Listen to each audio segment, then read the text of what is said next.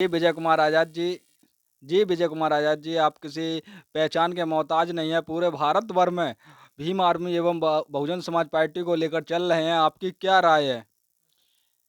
मैं लगातार बहुजन समाज पार्टी और भीम आर्मी संगठन को लेकर के पूरे देश में एक मुहिम चला रहा हूँ। शिक्षा, स्वास्थ्य, रोजगार एवं महापुरुषों की विचारधारा के प्रति लोगों को जागरूक करना, उन्हें मजबूत बनाना, ताकि आने वाले समय में हम सामाजिक, आर्थिक और राजनीतिक परिवर्तन की लड़ाई को दमदारी से लड़ने पाएँ और अपने समाज को एक नई दिशा और एक नई ताकत देने पाएँ।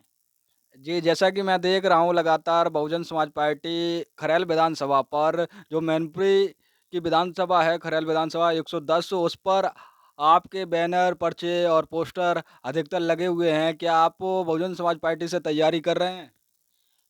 मैं पिछले कई महीनों से करेल विधानसभा में होने वाले उपचुनाव को लेकर के तैयारी कर रहा हूँ और ये तैयारी मेरे निजी मत से नहीं बल्कि करेल की जनता के कहने पर है। करेल की जनता लगातार इस तैयारी को करा रही है, हमारे साथ डोर टू डोर जाकर के वोट मांगने का काम कर रही है और आदरणीय बहन जी का यदि आशीर्वाद मिला, मौका मिला तो बहुजन समाज पार्टी से दमदारी से चुनाव लड़ करके विरोधी ताकतों को, विरोधी पार्टियों को तलबे चटाने का काम करूँगा और बहुजन समाज पार्टी की सीट को जीत करके माननीय बहन जी के स्वाभिमान और सम्मान को बढ़ाने का काम करूँगा। देखिए, आपके सामने समाजवादी पार्टी से पूंजीपति और उद्योगपति और भाजपा से भी ऐसा ही है और तो क्या आप भाजपा और सपा को टक्कर देने पाएँगे? लगातार समाजवादी पार्टी जीतती आती है, क्या समाजवादी पार्टी और भाजपा को टक्कर देने पाएँगे? क्योंकि आप तो एक नॉर्मल हैं और साधारण परिवार से बिलॉन्ग करते हैं, आप उन्हें टक्कर देने पाओगे? टक्कर तो बराबरी वालों को दी जाती है और सपा हो या भाजपा इनको तो मैनपुरी ज़िले से कैंडिडेट ही नहीं मिल रहा है, तो ये तो दूसरे ज़िले से कैंडिडेट लाकर लड़ाएँगे। मैं मैनपुरी का मूल निवासी हूँ और मैनपुरी की जनता मेरे साथ है, करेल की जनता मेरे साथ है और हम दमदारी से चुनाव लड़ेंगे और जीतेंगे भी। रही बात पूंजीपति और धन्ना सेठों की, तो आप जान लीजिए पूंजीपतियों के आधार पर चुनाव नहीं लड़ा जाता है।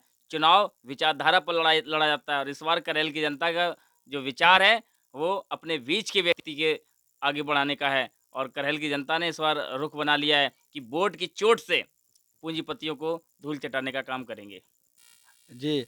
भीम आर्मी भारत एकता मिशन जो संगठन है, संगठन आज़ाद समाज पार्टी, चंद्रशेखर की पार्टी को समर्थन देगा या बहुजन समाज पार्टी को समर्थन देगा? देखिए, भीम आर्मी संगठन पूरे देश में बहुजन समाज पार्टी को सपोर्ट और वोट कर रहा है और रही बात मैनपुरी की, तो मैनपुरी में जो मैनपुरी के भीम आर्मी संगठन के जिलाध्यक्ष हैं मोनू कुमार आज़ाद, अपने पूरे दल और बल के साथ बहुजन समाज पार्टी को मजबूत बनाने के लिए करेल विधानसभा के प्रत्येक गाँव में जाकर के डोर टू डोर जाकर के वोट माँगने का काम कर रहे हैं और माननीय बहन जी के हाथों को मजबूत बनाने का काम कर रहे हैं। मैं दावे से कह सकता हूँ, इस बार हम कम से कम 50,000 वोटों से जीत रहे हैं। जो विपक्ष है, सपा और भाजपा, अगर उनके लोग आपके ऊपर हमला कराते हैं या डराते-धमकाते हैं, तो आप डर तो नहीं जाएँगे, बैठ तो नहीं जाएँगे अपने घर पर? देखिए, डरना और डराना, ये दोनों ज़मीन बस आसमान का अंतर है।